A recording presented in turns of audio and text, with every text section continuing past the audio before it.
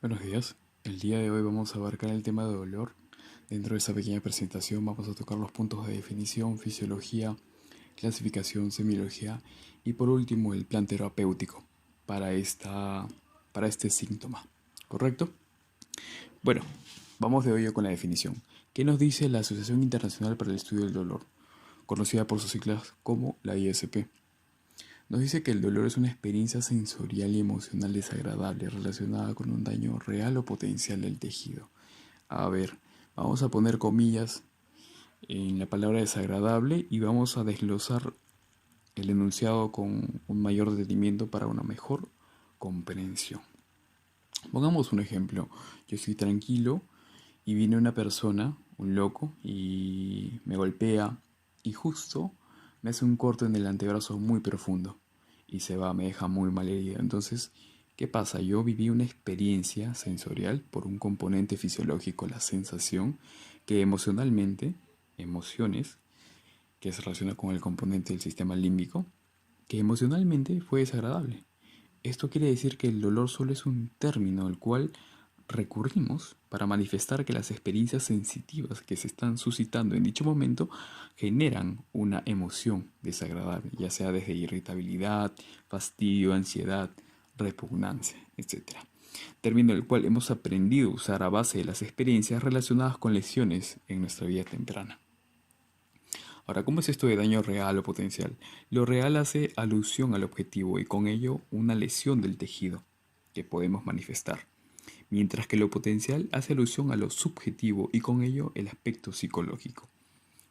Este último aspecto, a pesar de que no hay un daño real, hay dolor. Por ejemplo, hay personas que manifiestan que a determinada hora del día les duele ciertas partes del cuerpo, la cabeza, en la zona lumbar, sin ningún daño mecánico, químico, térmico, etc. Entonces, este proceso es denominado la somatización, que puede aparecer en personas que tienen un estrés constante, una ansiedad de por medio. Bien, finalmente decimos que el dolor es una percepción y las percepciones se construyen, ¿correcto? No por el hecho de que haya una activación de los nociceptores y con ello la cascada de la vía nociceptiva se active, va a manifestar dolor. Las personas pueden tener una percepción positiva o negativa del dolor. Las que tienen una percepción positiva, como es el caso de los masoquistas, pues estas personas han tenido una percepción negativa del dolor con anterioridad, solo que bajo condiciones, experiencias, hechos, etcétera, se condicionaron a que les guste el dolor, liberando dopamina una vez generado ese dolor y finalmente conllevando al placer y la satisfacción de la persona. Bien, así incluso hay estudios que manifiestan que estas personas con esta clase de trastornos tienen un umbral de dolor mucho más alto. Bien, ¿qué nos dice el aspecto fisiológico? Recordemos que la piel es el órgano más grande del cuerpo. Este posee terminaciones nerviosas especializadas, aquellas que están rodeadas de tejido conectivo como el corpúsculo de Meissner asociados con el tacto simple, los corpúsculos de Ruffini asociados al calor, los corpúsculos de Krauser asociados al frío y los corpúsculos de Pacini asociados a vibraciones y presiones mucho mayores. De las terminaciones nerviosas que no tienen una recubierta de tejido conectivo, como es el caso de las terminaciones nerviosas libres, que poseen nociceptores asociados al dolor. Bien, estos requieren de un umbral, ya sea mecánico, químico, térmico, para activarse e iniciar la vía nociceptiva.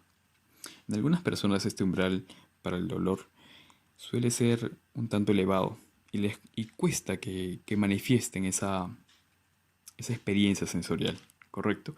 A su vez hay un proceso patológico donde este umbral para el dolor disminuye, que se va a explicar más adelante.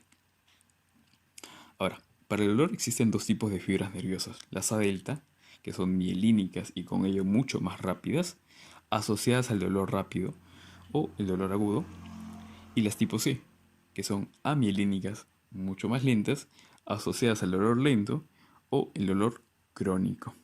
Tenemos un estímulo intenso, mecánico, por ejemplo, un puño, un corte, térmico, una quemadura.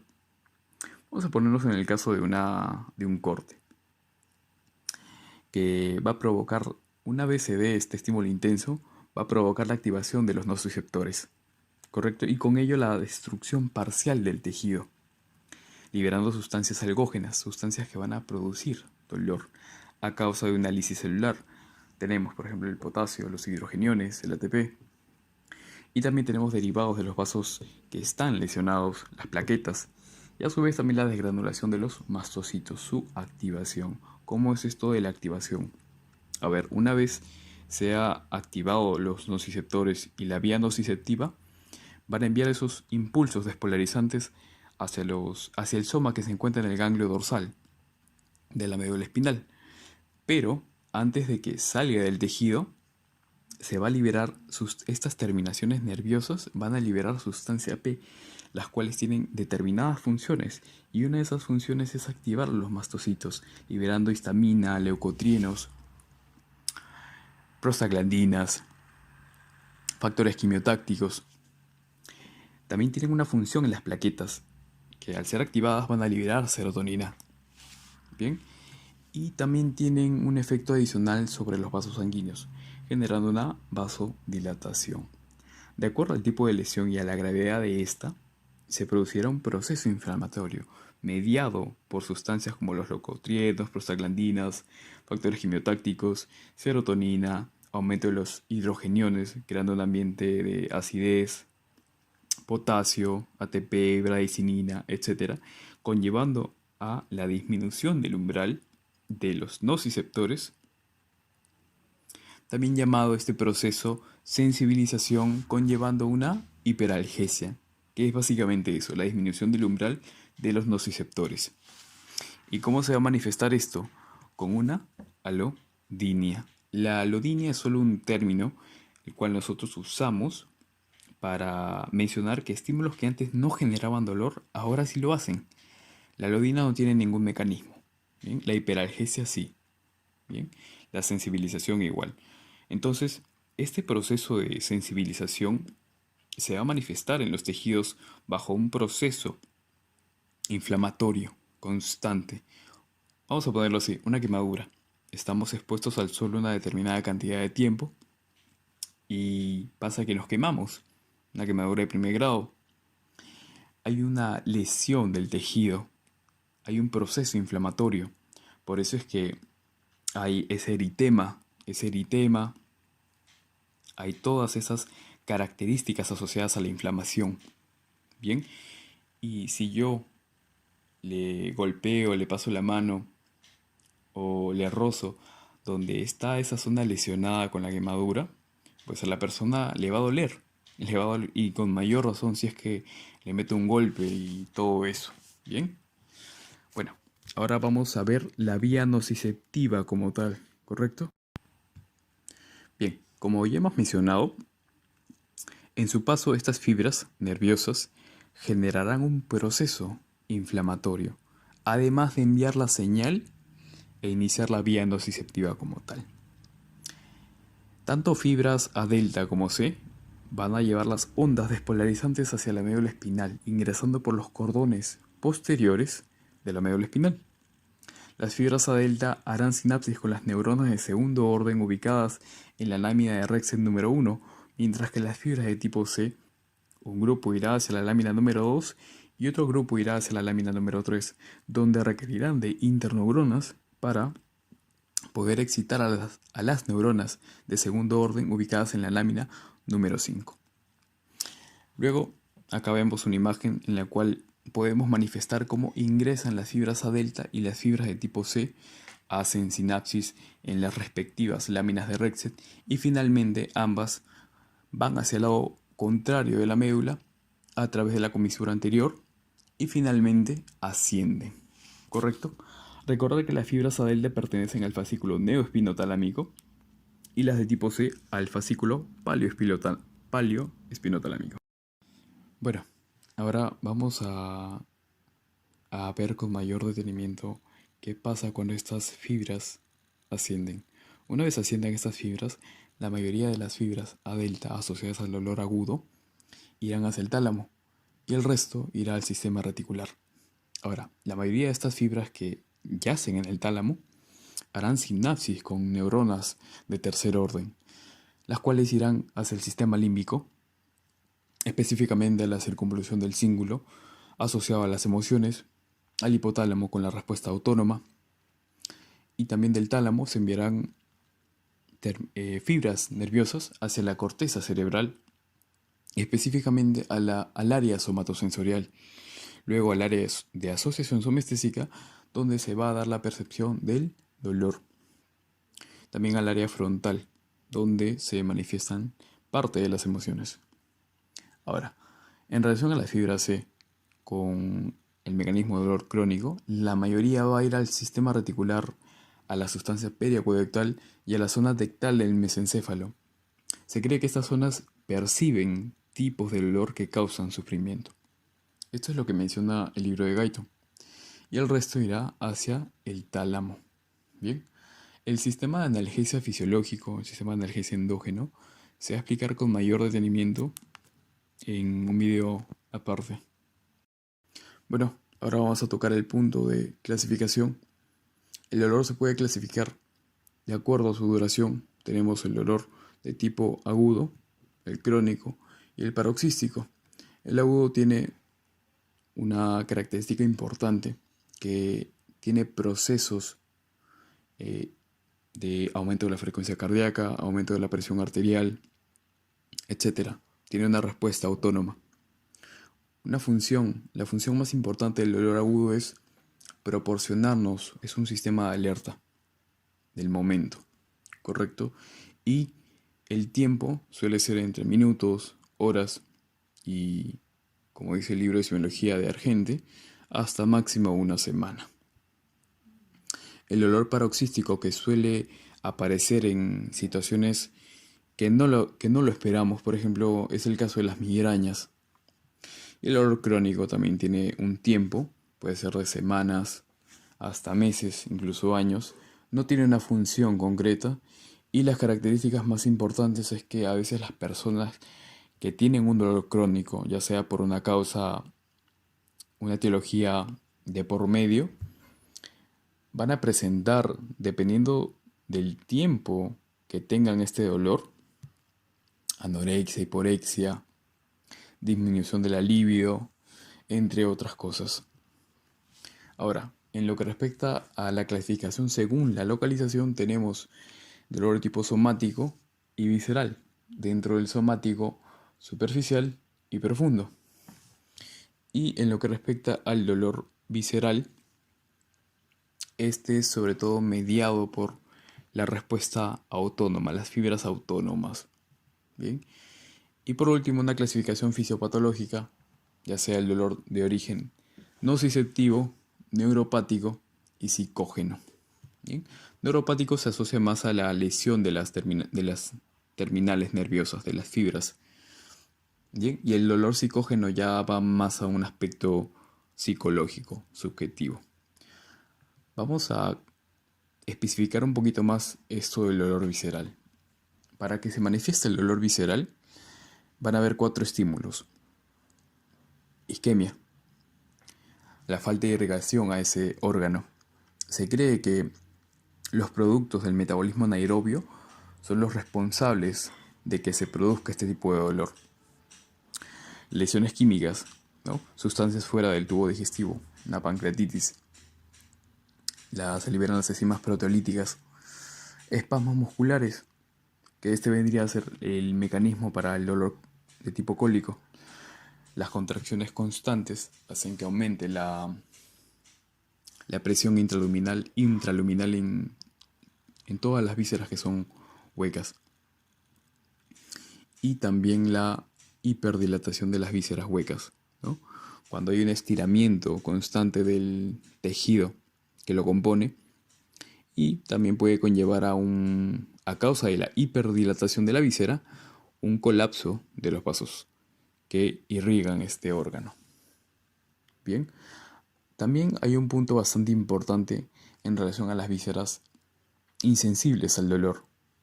Aquí se menciona que en relación al pulmón, cuando hay una destrucción de los alvéolos, como vendría a ser el caso del enfisema,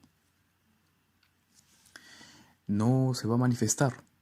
el paciente no tiene alguna asociación con el dolor, ninguna. También es el caso del parénquima hepático. Ahora, de acuerdo al tipo de enfermedad subyacente que tenga la persona, si es que llega a la pleura parietal, ahí se va a manifestar un dolor de tipo somático, un dolor más localizado, porque el dolor visceral es muy difuso. Y en lo que respecta al parénquima hepático, ya sea por patologías, por hepatopatías, no se va a manifestar. Pero si es que llega a manifestarse una hepatomegalia, recordemos que la cápsula de Gleason es bastante sensible y ahí se va a manifestar un dolor de tipo localizado. Bien. Ahora hay que acotar también que quería mencionar que cuando hay una enfermedad que afecta a la víscera, o a veces ni siquiera una enfermedad, un proceso patológico circunstancial, las vísceras, eh, ¿cómo es que funciona este mecanismo? Las fibras sensitivas para el olor, mediadas por el sistema nervioso autónomo, al ser activadas, al ser estimuladas y superadas su umbral, van a hacer una sinapsis con las neuronas de segundo orden, y van a hacer sinapsis con neuronas del segundo orden que pertenecen a las fibras sensitivas mediadas por el sistema nervioso somático. Van a hacer sinapsis con las neuronas de segundo orden y van a activar esta vía de dolor para esas fibras aferentes que pertenecen a- al sistema nervioso somático. Es por eso que se manifiesta el dolor referido. El dolor se va lejos del órgano afectado, hacia determinados dermatomas de la piel. Ahora, dependiendo del grado de afección de la víscera, se va a manifestar un dolor parietal, ya sea en el pericardio, en la pleura parietal o en el peritoneo parietal. Esto depende del grado de afección que pueda tener el órgano y la víscera. Primero se va a manifestar una vía visceral y después una vía parietal para el dolor. Como ya lo mencioné aquí, lo vuelvo a recalcar, el dolor referido implica que al estar afectada una víscera, se van a activar estas vías aferentes y van a hacer sinapsis con las neuronas de segundo orden pertenecientes a fibras nerviosas cutáneas mediadas por el sistema nervioso somático. Entonces, al hacer sinapsis al activar a las neuronas de segundo orden, pues estas van a transmitir impulsos nociceptivos y se va a manifestar que en determinada zona de la piel hay un dolor. Eso es el dolor referido. Hay que también recalcar que este es un mecanismo posible, como lo recalca el libro de Guyton. Ahora, por ejemplo, vamos a poner que el corazón está siendo afectado en una fase temprana. Las fibras autónomas del dolor van a enviar estas señales hacia los segmentos C3 y T5, donde van a hacer sinapsis con las neuronas de segundo orden que pertenecen a esa vía nociceptiva del sistema nervioso somático, a los nervios que inervan determinadas partes de la piel, los dermatomas, y este dolor se va a manifestar en esos dermatomas, por ejemplo, en los dermatomas de la zona lateral del cuello, en la zona del hombro, en el área subesternal, en el brazo, en la zona de los músculos pectorales, como lo indica en la imagen que hemos puesto aquí. Y también otro ejemplo bastante particular es el de la apendicitis, que en una apendicitis aguda el dolor se va a manifestar, el dolor visceral en su primera etapa va a ir hacia el segmento T10 y el dolor se va a manifestar en la zona periumbilical, en el mesogastrio. Pero mientras si se torna más agudo el cuadro, este dolor va a migrar hacia la fosa ilíaca derecha, porque el dolor ya se está manifestando un dolor parietal, ¿no? Ya la apendicitis se ha vuelto mucho más aguda y quizá está afectando al peritoneo parietal, ¿correcto? Entonces, esta zona, el peritoneo parietal, está siendo afectada y es altamente inervada, manifestándose un dolor localizado en la fosa ilíaca derecha. Recordemos que el dolor migra, no se irradia. En este caso, el apendicitis. Bien, ahora en lo que respecta a la semiología, vamos a tener en cuenta una mnemotecnia, que ya muchos la conocen seguro, que es Alicia. Vamos a evaluar la antigüedad, cuando empezó el dolor, agudo, minutos, horas, hasta una semana, crónico, semanas, meses, y la forma de inicio, que puede ser súbito o insidioso. Ahora, en lo que respecta a la localización, ¿en qué parte le duele? ¿No? Cabeza, el cuello, extremidades, el tórax, me duele el pecho. Puede ser un dolor de origen cardíaco como no cardíaco. En el abdomen, dolor parietal, dolor visceral. Visceral se asocia con el dolor referido, ya mencionado. La irradiación se extiende a otra zona del cuerpo. Acá ponemos el ejemplo de la pancreatitis, que en su inicio hay una manifestación en la zona del epigastrio y después se va a irradiar. La persona manifiesta que el dolor es como si se le atravesara la zona del epigastrio, ¿no? Y el dolor se manifiesta, se irradia hacia la zona del dorso, hacia la zona de la espalda, ¿correcto? Eso es irradiación. Lo que respecta al carácter, ¿cómo es su dolor? ¿Qué características acompañan al dolor? Si es quemante, taladrante, lancinante, de tipo cólico. Si es quemante, de acuerdo a la zona en la que se encuentre, por ejemplo, en el epigastrio, vamos a manifestar que puede ser de origen de... El dolor puede tener un origen a causa de una úlcera gastroduodenal, o si es en alguna otra parte de la piel, puede ser herpes zóster. Y finalmente no. De acuerdo también a la intensidad, ¿cómo vamos a evaluar cuán intenso es ese dolor según una escala que puede ser nominal, leve, moderado, severo, ordinal del 0 al 10 y visual para aquellas personas que tengan alguna dificultad, quizás sean menores, una escala visual con rostros? Bien, y por último, ahora los atenuantes y los agravantes. Por ejemplo, ¿qué actividad atenúa o agrava el dolor? Por ejemplo, para las personas que tienen una isquemia, han padecido una isquemia miocárdica, ¿cuál es el agravante? El estrés físico o el estrés emocional. ¿Y cuál es el atenuante? El reposo.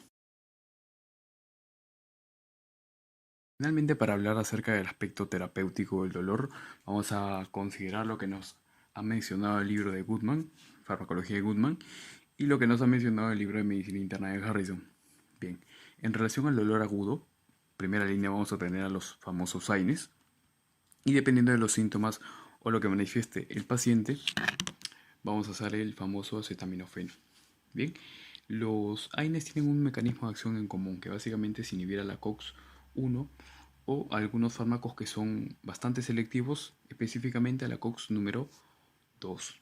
Bien, entonces hay que mencionar que cuando a nivel gastrointestinal, ¿qué efectos son los que más van a sobresalir en relación a los AINES? Que van a producir al inhibir la COX-1 y algunos a inhibir la COX-2, van a disminuir la protección, van a disminuir la cantidad de prostaglandinas citoprotectoras asociadas a la mucina, a la capa protectora del estómago.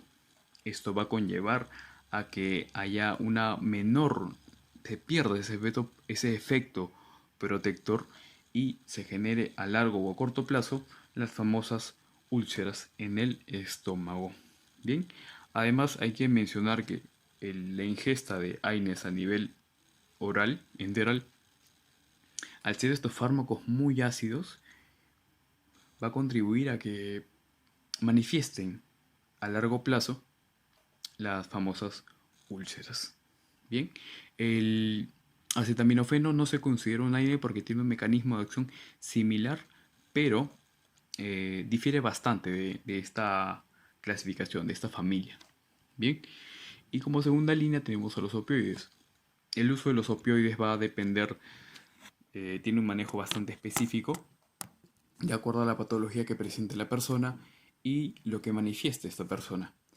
En relación al dolor crónico, el libro de Harrison menciona que vamos a usar un método multidisciplinario, incluyendo la fisioterapia, la cirugía, el aspecto farmacológico, y que en su mayoría basta con el aspecto farmacológico, sin olvidar que el paciente tiene que dormir sus horas completas. Bien, dentro del aspecto farmacológico tenemos a los antidepresivos, bastante usados en el dolor crónico e incluso en el dolor neuropático. Los de primera generación, los tricíclicos, los de segunda generación como vienen a ser los IRS, y además tenemos los de tipo anticonvulsivos, bastante usados en los dolores neuropáticos, por poner un ejemplo, las neuralgias del trigémino, ejemplos la gabapentina, la pregabalina, etcétera. Y finalmente los opioides, que también como ya mencioné tienen un manejo bastante adecuado, depende de la clínica del paciente y de lo que manifiesta esta persona. Finalmente, agradecer a los profesores que me han podido guiar en la temática de estos temas, a todas las personas que me han dado su apoyo para realizar esta presentación y finalmente acotar los libros que se han utilizado para toda esta información y lo que se ha mencionado, que viene a ser el libro de farmacología de Goodman, la 13ª edición, el libro de fisiología de Guyton, la 13ª edición, semiología de Argente, la segunda edición, y finalmente la 19ª edición del libro de Harrison, Medicina Interna. Eso sería todo, muchas gracias.